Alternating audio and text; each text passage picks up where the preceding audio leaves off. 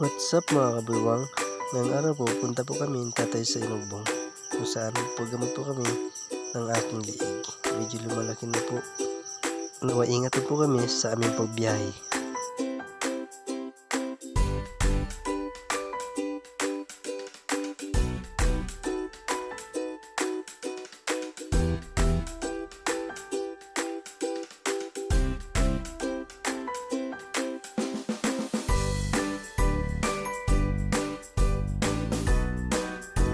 At nandaan namin ang aming nanay.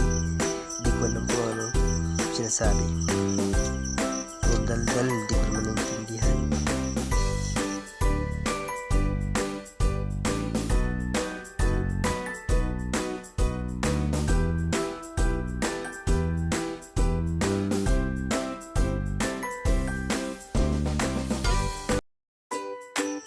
At ito na nga, ang isang aso, ang lungkot-lungkot.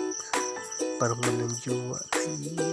At andito na po para kami sa highway.